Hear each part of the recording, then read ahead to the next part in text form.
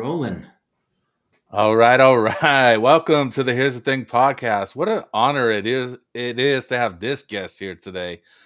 Man, I've known this dude for about 25 years and he has done a lot in Hollywood and all over the country, and now he works for movie studios and does some stuff. You may have seen him in such films as Funny Money or Boston Legal, Still Standing, Back by Midnight, A Mighty Wind, The Fourth Tenor, Men in Black 2, America's Sweetheart, 6 Feet Under, Evolution, Pearl Harbor, The Lyricist Lounge Show, Step by Step, Wrestling, Ernest Hemingway, Breaking the Rules, Newsies, Whole High, and The Wonder Years. Yep. Please welcome my friend Marty Belafsky. What's up? What's up, Snoop? Dude, how are you?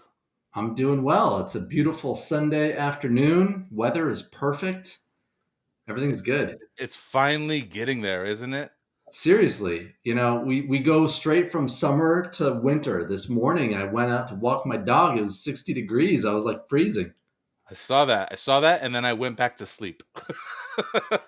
You're a stronger man than I. Too much to do. But dude, it's good to talk to you, man, because we don't just get to sit down and talk too often. But I I've know. known you forever, and dude, you've done some amazing shit, dude. So it's like I wanted to have you on and just talk about some of the cool shit that you've done in your life, man. Thanks. Yeah, I have some fun stories, back in the day. And we should preface all this by saying I'm no longer doing this stuff, right? I'm no longer an actor and stand-up comic. I now have a regular job and providing for my family. But yeah, back in the day, it was crazy. It was fun. Not. I mean, we didn't even in that list there. We didn't talk about any of the commercials you've done either. Like you've done a ton of commercials too. Yeah. Like I remember, like when I first met you about 25 years ago, and and y- you were on my radar at that point. So then it was like I would see you all the time in various commercials all the time, showing up on shows like the 6 Feet Under show. I was like, holy Yeah. shit, like what I was the working. I was yeah, working. you were It felt working. good. Tell me how you grew up in LA. I think I you told me. did.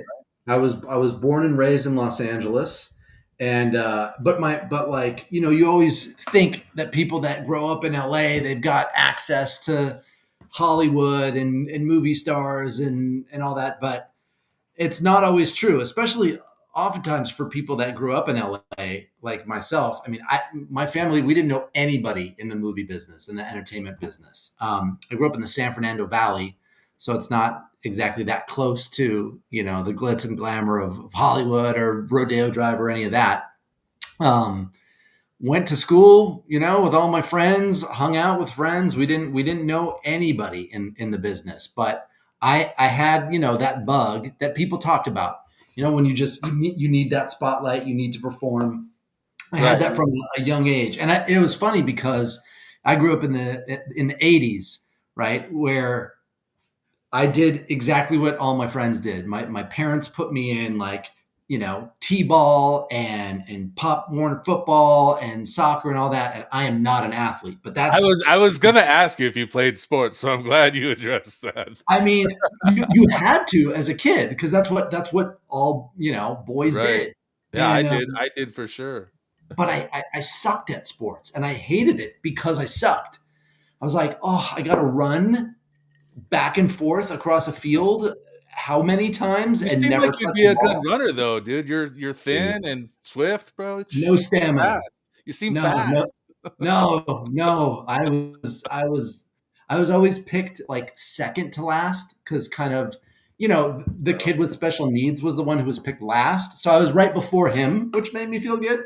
A little Uh, bit, right? a little bit, but still, it was a bad scene. But I still had a bunch of friends, and so I had fun because I was doing sports with my friends. But it just was not my bag. And then I don't know, sometime in elementary school, your school puts on the school plays and stuff. And I was like, Sure. I was a all part of right, some of them. we'll try this. Why not? I didn't think anything of it. But, the music teacher was like, oh my God, you're a star. And as soon as I started doing some of that, I remember third grade, like I they just gave me a lead role in like the school play. And all of a sudden, like this girl that I liked, she started taking an interest in me at third grade. Oh, I was, oh. front and center on the Power stage. of the what? What do they call it? It's true. And and as soon as she started taking an interest, I remember her name and everything, Ashley. As soon as she started taking an interest in me, I was like, oh, okay, this could be for me. And so then I was like, I want to be an actor. I want this feeling all the time. And so I talked to my parents. Fortunately, I did live in LA. So by the time I was like 13 and I was really starting to get interested in doing it professionally because I had an acting teacher who told me that that was possible. Sure. I was like, this is what I want to do. Well, they have it in Las Vegas was the similar way, like I grew up in Las Vegas, as you know, and Hmm. just being around the entertainment industry, it's always in your back, yard. Yeah. Yeah. But So, I mean, I was so young. I never put two and two together. Like, oh, I like performing and I could actually do like be on TV doing this. It didn't connect for me at first. I was just like, well, oh, I can yeah, do school plays forever. but Um, you had roles, pretty big roles early on. Like, when were you in Wonder Years? That had to be real early. that was like my first real acting gig. I Oh, had done a really? The couple, first, yeah. really? Wow.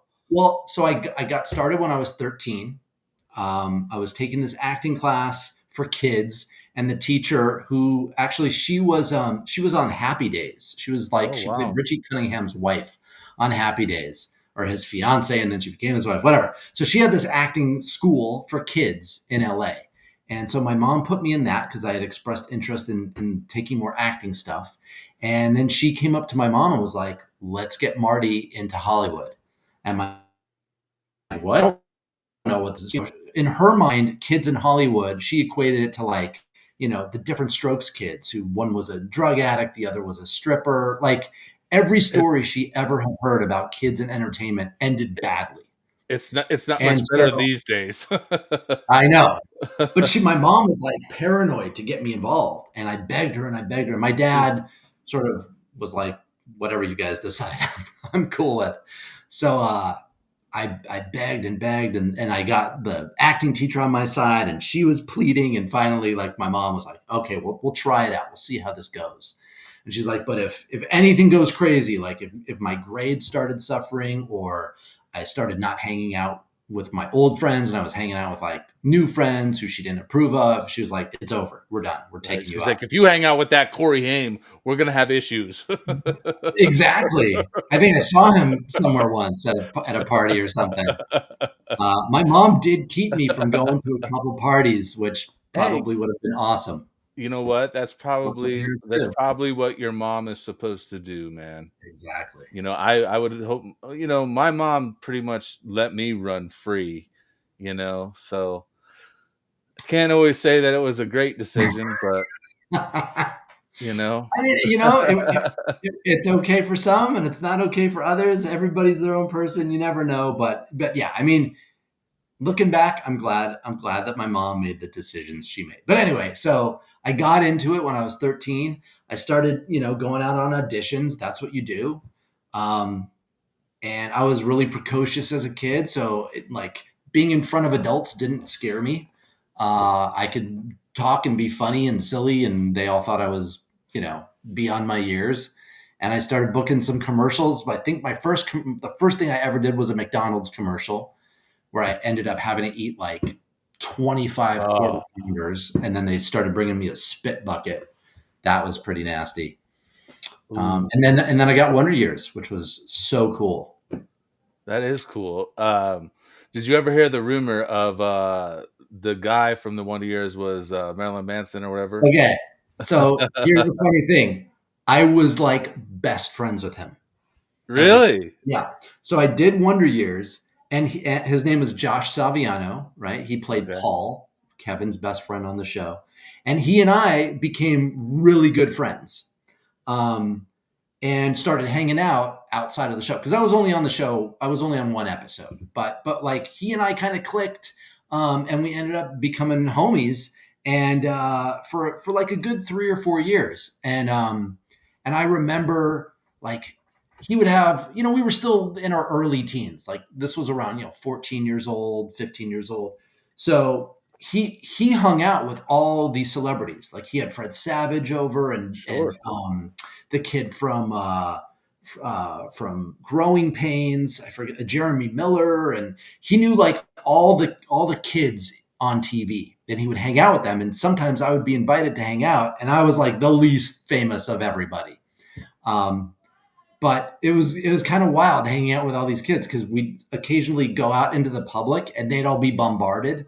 Like I remember we went to Magic Mountain in Valencia, and I was with maybe 4 or 5 of them, and they were all just constantly being bombarded by fans, and I was just sitting there twiddling my thumbs the whole time because no one knew who I was. Yeah, yeah, Um, but dude, hey, who got to work with Batman after that? exactly, exactly. Hey, I'm the you think winner. you could get Batman on my podcast, Miro? Yeah, let me give Christian a call real quick.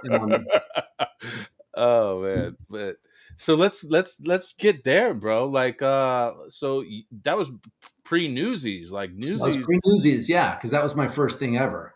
dude. Uh, Newsies was huge, man. Like I remember that well, movie growing it, up. it didn't become huge till like after it was already out of the theaters. Because when it came out in the theaters, it tanked.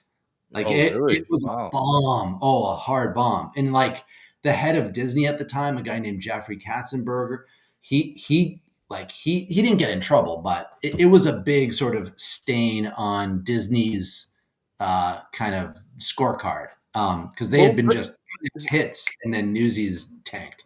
it's become like a cult classic, though. Like, I mean, now Yeah, they do Broadway shows about that's it. what Like, they happened. do all kinds of stuff that, Yeah. like, it's After amazing. it took about, I want to say it took like 7 or 8 years. So the movie came out in 1992, and then it wasn't until around 2000 when all of a sudden, like on VHS and DVD, like the folks started getting excited about it, and then it Wow. really had sort of that cult ascendancy in like the first decade of the 2000s, where people were loving it, and then they said, oh, let's do a Broadway show and all this stuff. So now it gets a lot of love. But yeah, when it came out in the theater, I remember going with a bunch of friends the weekend it came out in the theater. I was so excited. This was my first big role in a movie. I got a whole bunch of friends that come out with me on a Friday night, opening night, and the theater was empty. Oh And I no. was like, oh shit, this is depressing. But It it's really still is. like I imagine it was still exciting though, just to, see that piece of work, I mean, you work hard on that. And it's Oh, like 100%. It was awesome. It was incredible. But it was just, it was like I had happiness and sadness. Happiness that sure. like all this work, and I'm so proud of this movie, and it's going to be cool to have all my friends in the theater and see me up on the big screen, but then looking around and there was no one else in the theater, and then ultimately seeing how opening weekend did, which was really bad. And that was kind of depressing because I had big hopes, for my career coming out of that. Like that was my first big movie. I'm like, okay, now I'm going to be a celebrity. I'm going to be a star, and didn't quite happen that way. But Yeah. that's okay. How old were you when you did that? Because you were still pretty young when I that came was out. I was 15, and the movie came out when I was 16. So yeah, you're still young. Dude, like you like the comedic roles you did later, like the Back by Midnight is one of my favorite movies. Not just because like you're a friend of mine, but like I would still like that movie even if I didn't know you. And like how many people are in that movie? Fucking Rodney Dangerfield, Randy Hmm. Quaid, Yeah, Christy Alley, Paul Rodriguez. Was Joey Diaz was in that movie? Yeah, yeah, yeah. fucking dude, Joey is fucking Uncle Joey now. Like, look at how he's blossomed, He has today. skyrocketed to fame. Ah, he's amazing, that guy. It was But a cool movie. I had become pretty close with Rodney Dangerfield, and we could get into all these yeah, stories. let's talk about it because that's when I met you was when you were doing the comedy.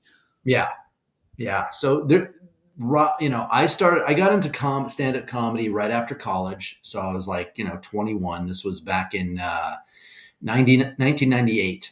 Came back to LA from college. You're Decided, like you go to let's for those that don't know, I may just point out that Marty went to Brown University, which is I like did. pretty prestigious, if I'm not mistaken. Like it's It a is an pretty Ivy League university. Yeah. right. So then he's like, he got 4 years of that, and he's like, I need to go back to Hollywood where it's normal. My parents were thrilled. They were thrilled that they spent all that money on a Ivy League education, only for me to go into stand up comedy. Um, but I just, I had that bug in me still, and I was like, I want to try this. So came back to LA, started doing. I didn't even want to do stand up at first. I was doing more sketch and improv, and I made friends with a few buddies from that, and then they were like, "Hey, we're gonna do open mic at a stand up club in LA on Sunset Boulevard, a place called the Laugh Factory." They're like, "You want to come do open mic?" And I had never done stand up in my life. So I was like, I don't have any material. I don't know what the hell I'm going to talk about. They're like, dude, just go up there and be funny. And so I wrote like a little like 2-minute thing with a buddy of mine, a guy named Jeff. And back in those days, you had to get to the comedy club at 6 a.m. because so many people wanted to do open mic, but they only had 20 slots. So basically, the policy was the first 20 people in line got those slots. And so people started getting to the comedy club earlier and earlier and earlier until finally it was like you had to get there at 6 a.m.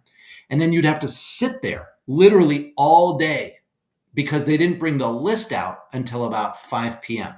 So we were sitting on Sunset Boulevard from 6 a.m. to 5 p.m., just twiddling our thumbs, waiting to get on this list so that I could perform 3 minutes of absolute crap material. It was ridiculous. It's absolute crap. He said. But I did it, and like you know me, you know my stand-up. I was super physical. Think, like Jim Carrey or Dane Yeah, Cook, yes. these No, guys you who are definitely really, have that comedic timing. Yes, you're very animated like that. yeah. Yeah. Like I would agree that's one of the best qualities about some of your stand up is your body language is just great, you know? Thank you. But and not a lot of stand-ups do that, right? Yeah. So I kind of stood out, and the owner of that club, a guy named Jamie Masada, Jamie, basically yeah. said to me, "Hey, no one's doing what you do on stage. I want to make you a regular." And this is after essentially one time me being on stage. I think I did open mic 2 times, and he was like, "You're a regular." And all the other open micers were like, "Can I cuss on this?" They were like, "What the fuck? Like, you've never done stand up. This is bullshit. I've been doing open mic for 4 years, and I still can't get a slot on the So show." can So they I were kind of pissed at me. can I ask you because you said you were interested in improv stuff too. I have two questions actually with that. Yeah. Because where in the timeline does Lyricist Lounge fall into that? Because for those that don't know out there, Lyricist Lounge was a hit show on MTV. I mean, would you say it's a hit? I think it was a hit. Like, Oh, it kind of yeah, probably with wasn't certain labeled a audiences. hit, With certain but audiences, it was a hit. yeah, Like, I mean, it was like another like in living color type show that yeah, brought improvisation comedy, predominantly black. If we're being yeah, honest, yeah. Well, it but was it was all centered around this freestyle rap troupe called the Lyricist Lounge. It was a bunch of guys from New York, from like Brooklyn, who would hang out basically on like street corners, whatever.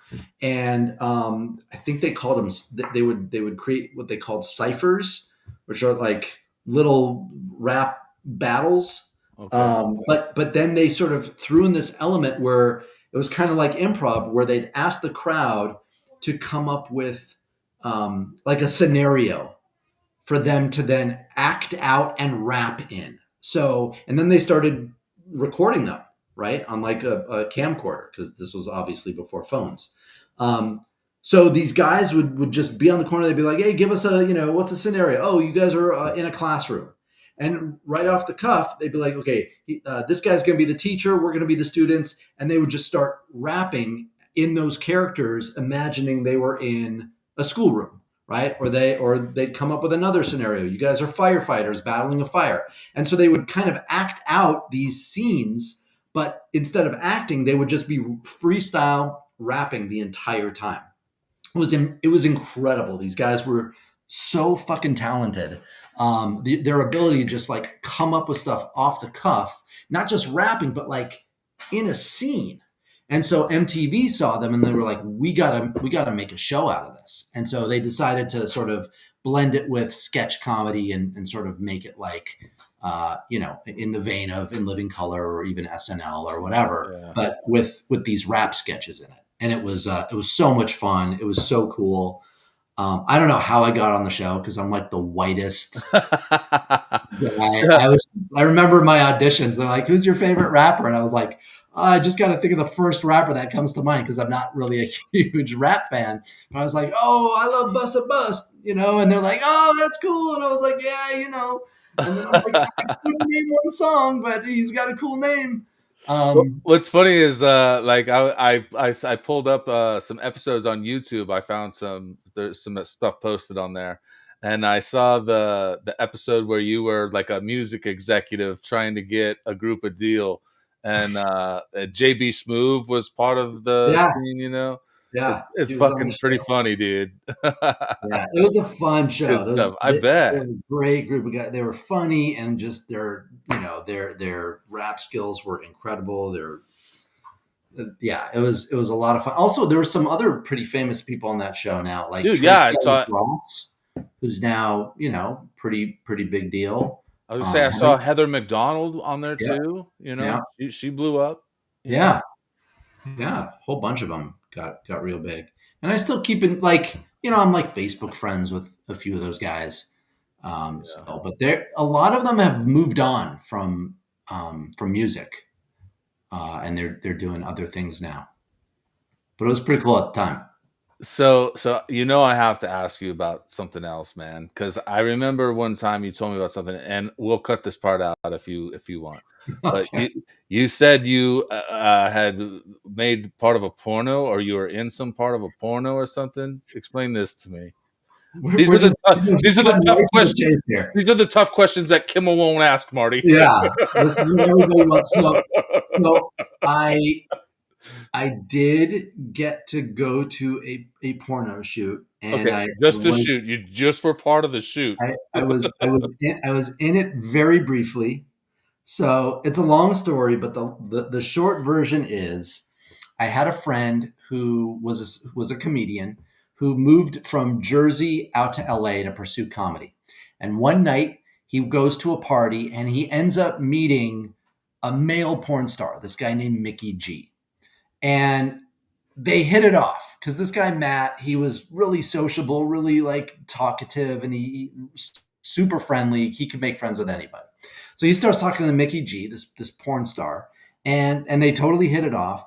And Matt says to him like, "Oh, I've always wanted to to like I've thought about being in the porn industry, but not as a performer, just like to write or direct or whatever."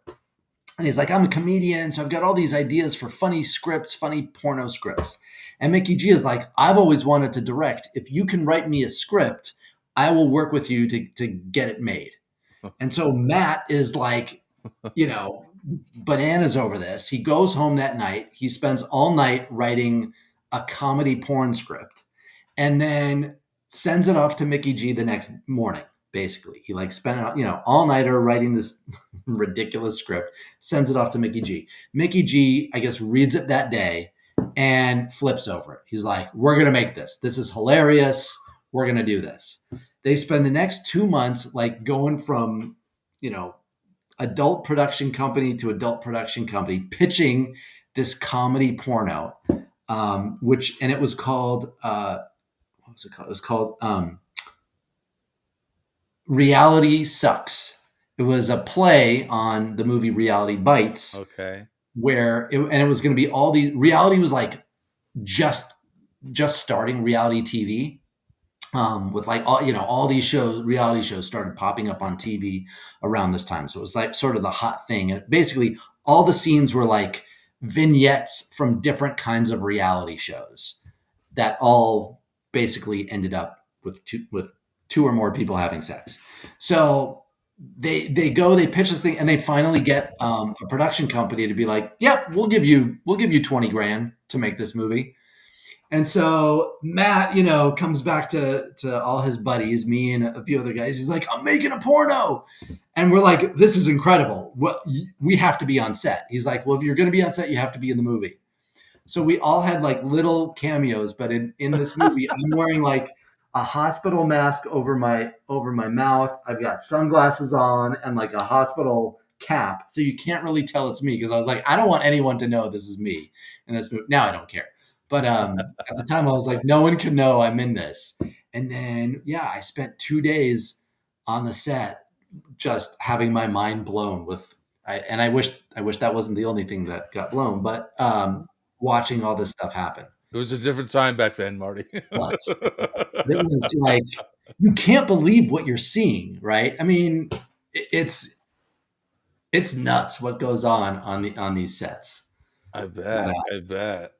But so let's kick back to Rodney for a second, man. yeah, It's like, what was it like?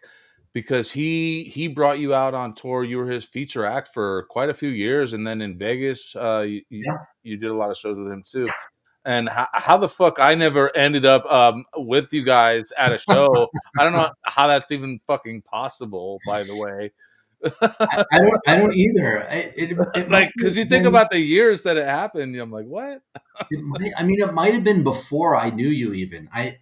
But basically what happened was I was doing stand up at the Laugh Factory, and back in the day I was the MC for like the Saturday night show, which was, one of the big weekend shows. It's the way stand up is done in LA is different than the way it's done in the rest of the country, because basically they have every night is different comics, right? As opposed to you go to Vegas and you have the same person performing every night for like a week. Yeah, Vegas is Um, like a full-time job. That's what I've had it described as. it really is. But in LA, so I'm emceeing the big Saturday night show, and this was, I was maybe only doing stand up for like 2 years, and I'm ready to go up, and like the manager of the club, this woman who managed sort of the operations, comes up to me and she's like, "Hey, we have a little change in the lineup. Rodney Dangerfield is here tonight, so just go up and bring him on stage. You don't have to give him a big introduction. Just say we have a special guest here tonight, and introduce him." And so I go up, I do my act, my 10-minute opening act, and then I bring Rodney up, and he comes up on stage. He kind of ignores me when he comes up on the stage. When he finishes, he comes off, I go back on. He doesn't even look at me, right? So I'm like, okay, whatever. He's a big celebrity. He's a big, he's a legend, Sure. essentially. He has every right to ignore me. And the next Caddyshack, Easy Money. I mean, this dude's a legend. Yeah, if anybody over the age of like 30 knows who Rodney Dangerfield is. There are a lot of people under 30 who've never heard of him, which is really sad. But anybody over 30 knows who he is. So, so anyway, that the night ends and I go home. And the next day, I'm at my girlfriend's place and I get a call from the Laugh Factory, and which I thought was weird because they usually wouldn't call me sort of in the middle of the day on a Okay. Saturday or a Sunday. It was a Sunday. And I pick What'd you do? that's what they're like. Hey, Marty, Rodney Dangerfield called the club and he wants you to call him back. And so just exactly, I'm like, oh my God, what did I do? How did I fuck up? Did I introduce him wrong? Did I do a joke that he used to do that I didn't even Oh realize? Like, shit, yeah. the whole time I'm thinking, I fucked up. I did something wrong. And I'm ready to get just a reaming from Rodney Dangerfield when I call him. But I give him a call and I'm like, I'm trembling. I'm so nervous. And he's like, "Hey, Marty, yeah, this is Rodney, okay? Listen, kid, I saw your act last night, okay? And it was dynamite, all right?" That's how we talked, if you've heard Rodney. And That's I'm a like, dude. I'm impressed. That's a real good impression. Holy shit! I never heard you do that. yeah, oh yeah. Wow. I was better at it. I used to be much better at it when I was hanging out with him. But and he basically goes on to tell me that he liked my act, and he wrote a bit for me on the way home from the club. He said he couldn't stop thinking about me, and he wrote a bit. He's like, "You want to hear it? I don't give a shit." I'm like, "Of course I want to hear it," but I wasn't at home, so I'm like, on the phone, but asking my girlfriend, I'm like, "I need a piece of paper, I need a pencil, I need to write this bit down." And she like hands me like a used envelope and a pen and a pencil with half the lead out of it. And I'm like scribbling furiously as he's giving me this bit. So I write it down, and when he gave it to me, I'm like, I don't know if this is really for me, but I'm like, but I have to do this bit. I mean, Rodney Dangerfield wrote me a bit. How do I not use it? So I started to like try and work on it and sort of make it my own week after week. And then a few weeks later, he came into the club again, and I did that bit that he wrote for me. And when I got off stage, he was like, "You did the bit," and I was like, "Yeah, of course I did." And he was like, "Oh, that was dynamite, kid. Okay, that was terrific." Good. And so he started coming in like week after week, and he would see me because I was the MC, and every week I was sort of getting better and better with my own act. And so he sort of saw me, just improving dramatically week after week. And he was like, "Man, I got to find a way to get you on the road with me."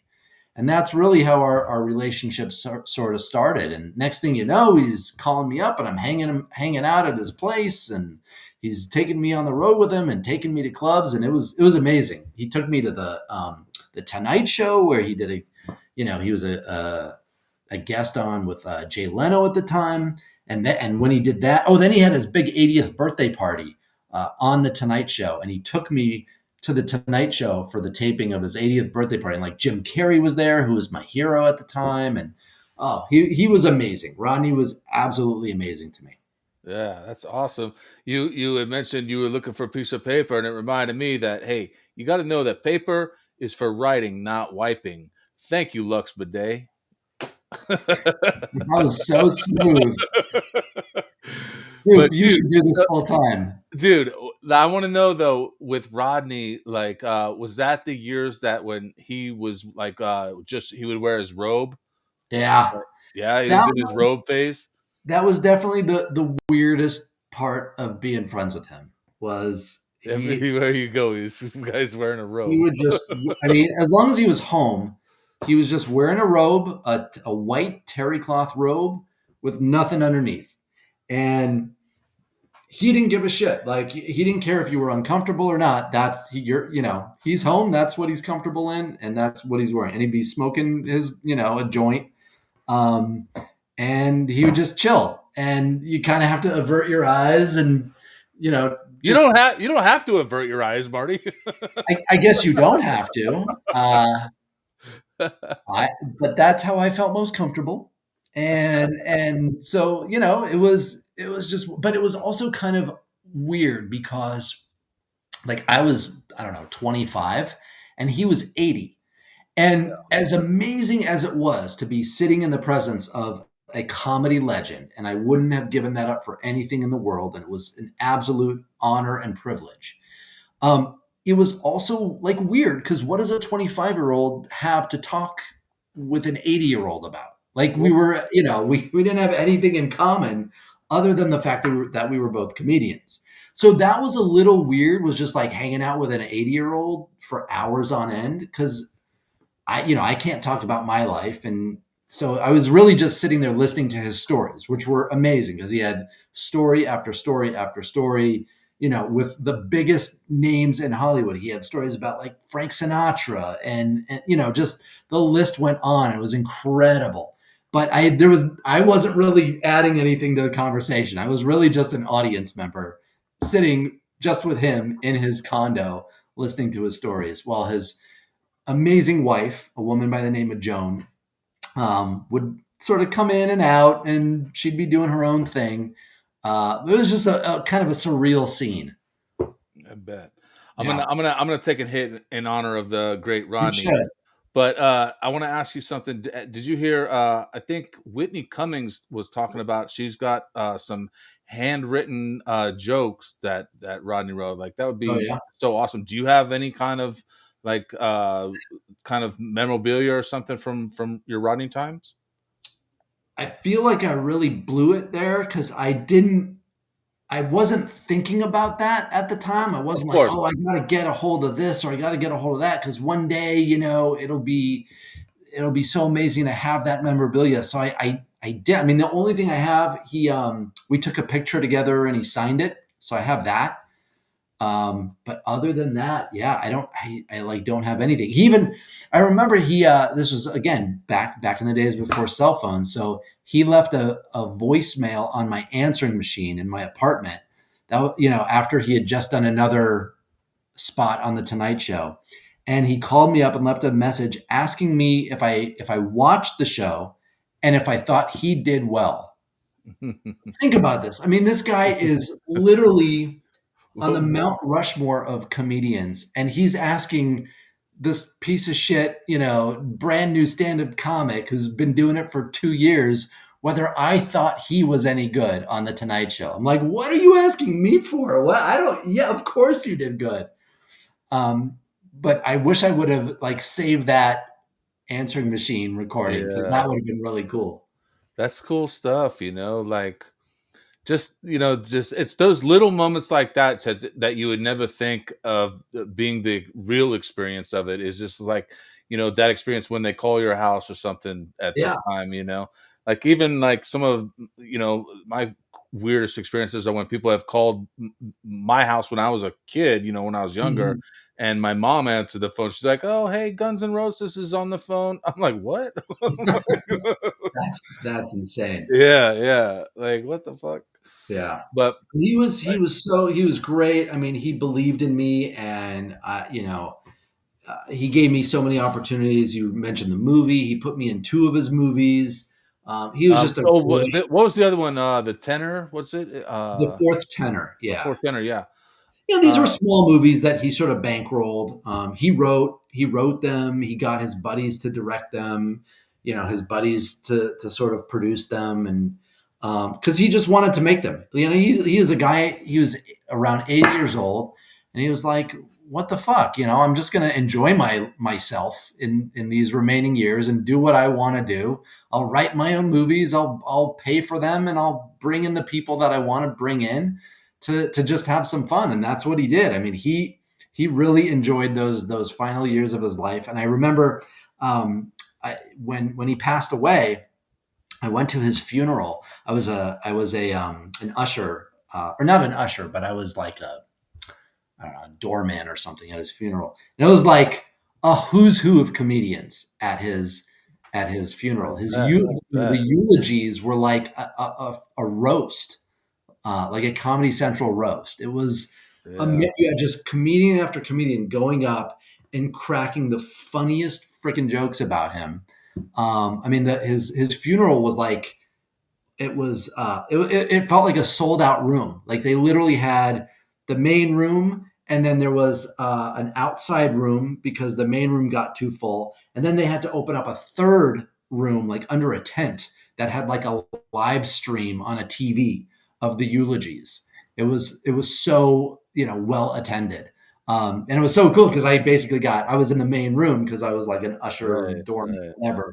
So I got to see this incredible show, all for Rodney. He's buried at like that Hollywood Forever Cemetery in Westwood.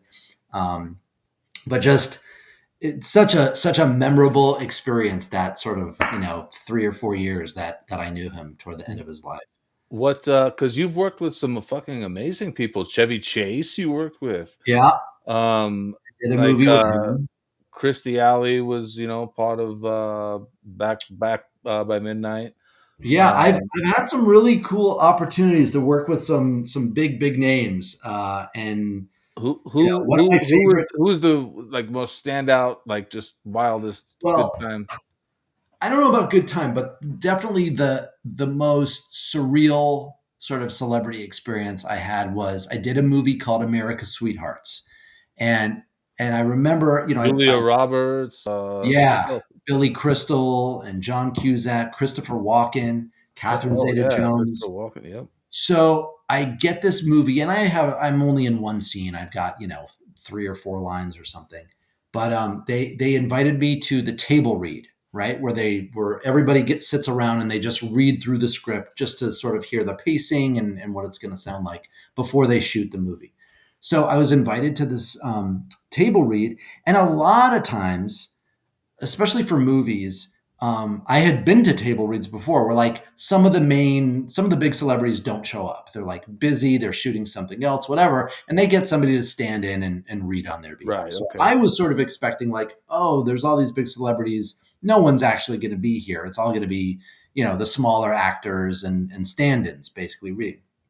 But I'm led up to the main conference room at Sony Pictures where we were doing it, and as soon as I get off the elevator and we're about to open the room to the conference room, Catherine Zeta-Jones like comes bolting out and almost knocks me over, and she says something like, "Oh my God, I'm so sorry, I have to pee so bad," and I'm like, "Holy shit, this is Catherine Zeta-Jones who almost just knocked me over, and she's got to go pee, and like this is incredible." So she runs off, and I walk into this conference room and I look around and I'm like, holy shit, there's Julia Roberts, there's Billy Crystal, there's Christopher Walken, like the biggest celebrities in the world, all in this little conference room that I'm a part of. And I was, man, talk about intimidation. I was so intimidated, so Bet. nervous. I bet. Um, but that was definitely like the most sort of star-studded like environment I've ever been in. Either that, or one time I was invited to a birthday party of the head of New Line Cinema by a friend of mine who's now a big producer, and that was also star-studded. That was like Jack Nicholson was there, and Kevin Costner, and Kelsey Grammer, and like just wall-to-wall huge stars. And I'm like this, wannabe actor among Hollywood royalty. Those situations are just surreal. You try and you want to talk to these people because what cool stories they would be, but you're also really intimidated because you don't want to say something stupid and then be Right. like, "Who the hell is this idiot? Get him out of here." Dude, Um, like I remember being in LA, visiting and hanging out with you sometimes, and I think we were going to breakfast or something one time, someplace, and we walked past like Ed Norton or something, and I'm like, yeah, like you pointed him out, you're like, hey, that was just Ed Norton. I'm like, what, dude? What? Are you fucking crazy? they're everywhere. Or they used to be. I don't know. I don't even live in LA anymore, but yeah, Yeah, that's right. then You're a desert rat like me now. I am, but I love it. I love the heat. Yeah, it's definitely better than those harsh winters for sure. Yeah, take That this. that one semester at Brown you did must have been rough for you. Four Rhode Island winters, never again. Dude, I was such a pussy. It would hit like 40 and I would be in full thermal underwear, top and bottom, like the waffle thermal. I'd Yeah. go to the Army Navy surplus store and just get. Do people still wear those? You don't really see too many people talking about them anymore, but I feel I like did. that's a lost art that like I needs to be know. brought back. And then I'd be with my buddy from Chicago, and like you're from, and he'd be wearing shorts and Representing today, flip-flops. baby, Windy City. There it is. What's up? But it would be 40 degrees, and he's walking in the snow in flip flops and shorts, and I'm in like full on thermal underwear with 17 layers. Um, Well, I don't know how he did. I couldn't handle that cold. you're not, you're Not for not me. you're not built for this kind of life, Marty. I'm not. I'm not. I'll take the heat over the cold any day. Oh man, but dude, you know, we'll wrap this up here in just a minute. I just really want to say thank you for joining me today because it's just fun to catch up with you. And it's really funny. So I just would like to point something else that I think is really interesting out is that I had met you in Vegas and in LA, and we've crossed paths so many times over the years. And then we both live out in Arizona now, and I ran into you one day just out of nowhere. It had like I think I knew that you had moved, within the area, but we just happened to run into each other on Mother's Day, Yeah. and it was so funny. And then I'm so glad you guys didn't stay very long because we got kicked out after you left. Yeah, I was with my two young daughters. They're like 2 and 5 Yeah, yeah, yeah. I remember that was the at first the time I got time. to meet them. It was nice. Yeah, that was so wild though. Like the Yeah, last place on earth I would have thought I would have run into you, but I'm right. glad we did. It was awesome. Yeah, yeah, because we got to reconnect, and here we are. But, dude, you got anything else you want to talk about? You want to talk about what you do now about being such a nerd with crunching I numbers at am a a nerd. computer? I Like, got a regular job now. I work for a streaming studio Well, but doing metadata. you're still a part of the industry, is what I'm gearing towards. Is I like you're am, still, but I went from one end of the spectrum all the way to as far the other end as you could go. So you yeah, heard it here for folks. He's on the spectrum. I am on the spectrum. No, I'm just kidding, brother. I love you, man. It's so good to talk to you. Thanks for being here Absolutely. today, Marty. And anytime you ever want to come back, we can record some bonus content and get into the real nitty gritty of the metadata business. I'm sure all of your listeners would love to hear me opine on the challenges of metadata in the entertainment business. All right, man. Don't hang up just yet, but I'm gonna end the recording, man. Good talking to you, brother. All right.